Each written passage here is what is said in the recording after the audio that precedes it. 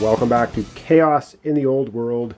We're going to be doing the second half of round 3, and we start off with the battle phase.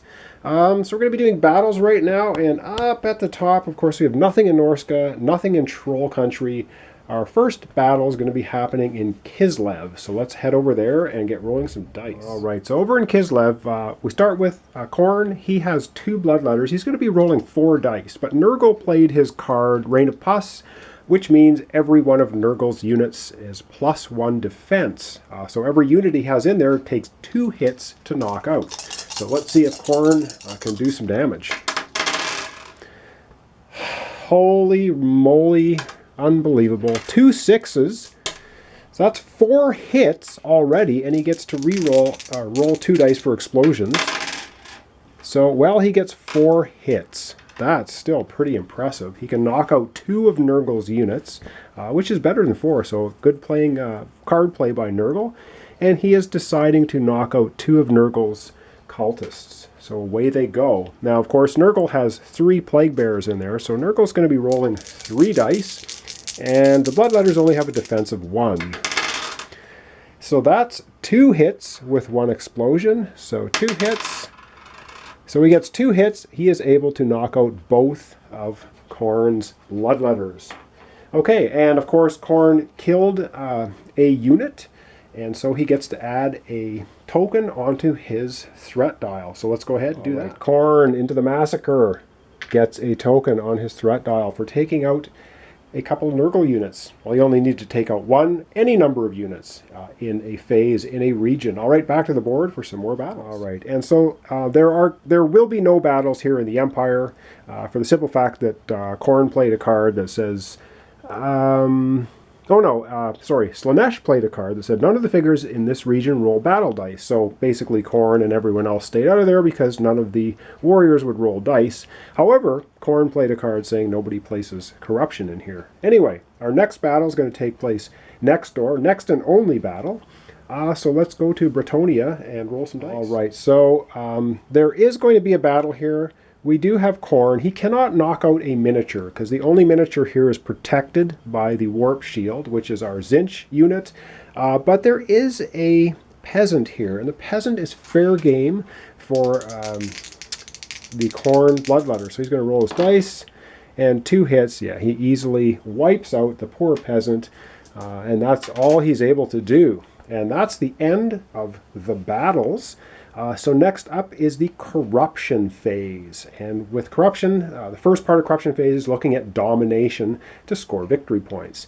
And the first location we're going to look at, because there's nobody in Norska, nobody in Troll Country, we're going to go to Kislev. All right, over in Kislev, it looks like Korn has 2 domination value, but Nerville, all kinds of units. He has 1 on his card, 1, 2, 3, 4, 5, 6, 7. He has 8 domination in the region, easily overcoming the 3 defense, and Nerville is going to score 3 victory points. Let's go to the victory point track and give Nerville his 3 points. All right, Nerville getting 3 points. 1, 2, 3, up to 12. Okay, back to the board for some more domination. All right, it looks like this time Slaanesh will not be denied some victory points in the Empire. They have 5 miniatures, and +2 on the card is 7.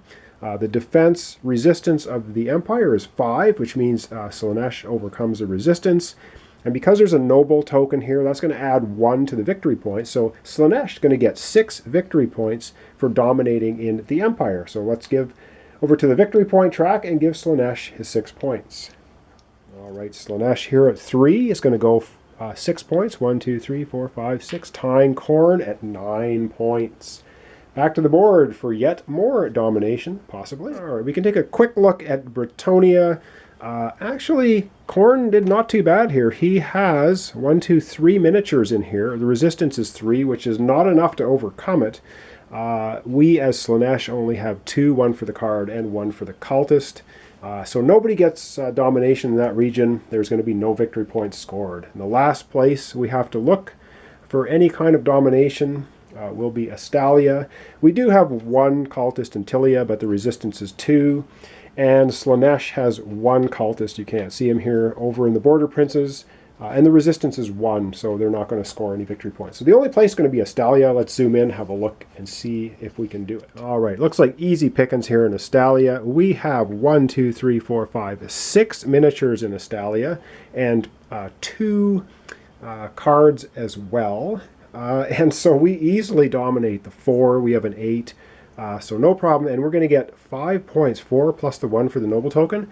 So Zinch getting 5 points. Let's go to the victory point track and right, Zinch 5 points. 1, 2, 3, 4, 5 to 10. So wow, a really close battle here point wise. That's it for domination and victory points. Let's go to the board now and start placing corruption tokens. All right, Nerville in Kislev has 4 cultists sitting there.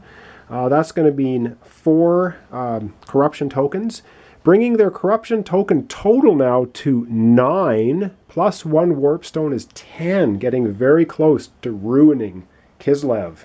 All right, and right next door, we're just going to ignore the Empire because Khorne played a card that says no corruption tokens may be placed in this region during this round. So too bad for Slaanesh. So over we go to Bretonnia. All right, and in Bretonnia, we have 2 cultists for Khorne. That's going to add 2 more. He has 4 corruption there now. And we have 1 cultist in Bretonnia. We're going to add 1 for Zinch, 3. So that's 7, 8, 9. There's a total of 9 corruption in Bretonnia. It's getting close to Ruination, but not quite. Let's go over to Estalia next and see what happens there. All right, over in Estalia, we're Zinch dominant.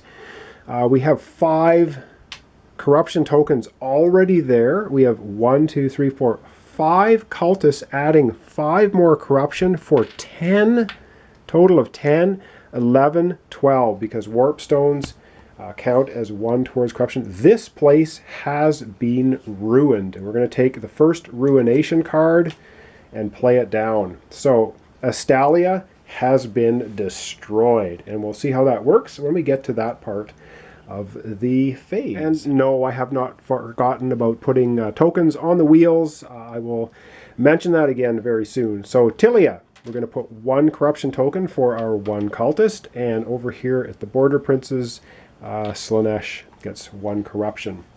All right, so what happened that turn is Nerville placed 2 or more corruption up in Kislev, and that is a populous region, so he will get a token on his threat dial. And us, Zinch, we placed way more than 2 corruption in a location that had 2, it actually had 2 warp stones and 2 magic symbols together, and that was over in Estonia.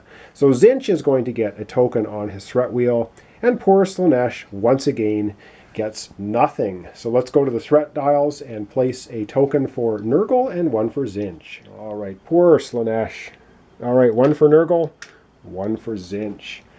And that is going to take us, I believe, right now to the end phase. So the end phase, we have to go back to the board and begin. All right, and the first thing that happens in the end phase is all cards are removed from the board, and none of the cards were special.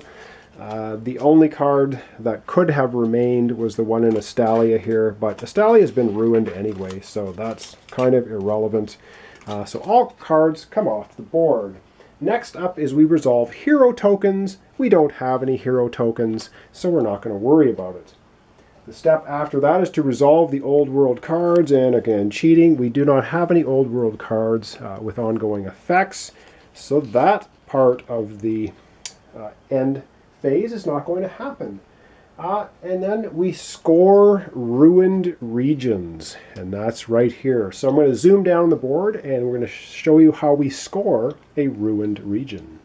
All right, so we have the first ruined area in our game, in our playthrough. And what happens here, the first thing we do is we take a look at this card, but we think who placed ruination or corruption tokens into this spot to bring it over the brink of 12. And the only player here was Zinch, was us. So we were the only ones that actually placed corruption tokens this round. If any other player had placed corruption tokens this round, they would get some points. See, how this card works, at the top here it says Ruiners score 3 points each. So anybody that placed corruption tokens in Astalia this round would immediately get 3 points. That happens to be just us, Zinch. So we're going to get 3 points. And the next thing we look at here is this card has a whole bunch of different areas in it. We are in Astalia, which is right here.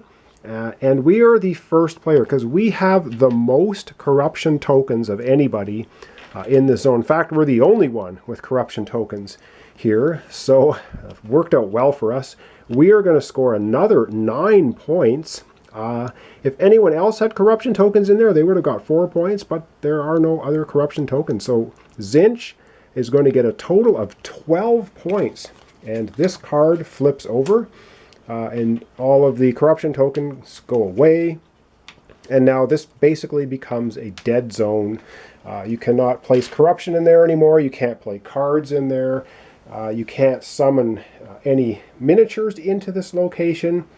You can summon miniatures out of the location. But anyway, let's score Zinch 12 points and go on to, after that, advancing the threat dials. All right, Zinch is sitting at 10 points. 10 plus 12 is 22. We're going all the way up to 22 points, screaming into the lead. That's pretty awesome. Okay, next up is advancing the threat dials. And it looks like Khorne, Nerville, and Zinch get 1 advancement of their threat dials, and poor Slaanesh gets none. All right, Khorne has a token. Khorne gets an advancement on the wheel. We know what it is. It's draw 2 cards. So I'm going to go ahead and we're going to draw 2 cards for Khorne. Next up, Nerville. Okay, Nerville gets an advancement on his threat dial. 1 turn, he gets an upgrade card. Let's go over to Nerville's area and see which upgrade card he's going to choose. All right, so Nerville is going to choose one of his cards. He's not going to upgrade a unit. He's going to go for the Provender of Ruin. And it's a Nerville upgrade, and it says score 3 victory points each time a region is ruined. So that's just going to give him a freebie 3 points for every ruined region from now on. Of course, there can be 4 more ruined regions until the end of the game, which could be a total of 12 extra points. So that's the upgrade card that Nerville is going to choose. Let's now go and do Zinch gets a turn of the threat dial and see what we get for Zinch. All right, Zinch has a dial token. Gets a spin of the dial, gets an upgrade card. All right, let's go and pick an upgrade card for Zinch. All right, for Zinch, I think the upgrade card we are going to take is we're going to take Power of Magic. And that says when you recover power points in the draw phase, gain 1 power point more than the highlighted value. So it's the same thing as that Khorne had when we do our power points. Instead of 6, we are now going to be at 7. All right, that should conclude the dial turns. And now we take a look at victory conditions. And of course, none of the dials are at victory. Next, we look at the score track. Nobody is at 50 points. Then we look at there's not 5 Ruination cards. There's only 1. And there are still cards to draw out of the Old World deck. So the game is not going to end. Let's just go back to the main board for a little recap, the end of round 3. And that'll be it for this episode. All right, this is the conclusion of round 3. We have 1 ruined area of the board, 2 more close to it. We have Zinch, which is us, 22 points. Nerville's at 12. And Khorne and Slaanesh are both tied at 9. All right, thanks for watching. Thanks for subscribing. Thanks for putting up with my errors when I make them. I try to correct them as best I can. All right, thanks so much. Join me next time for the continuation of Chaos in the Old World.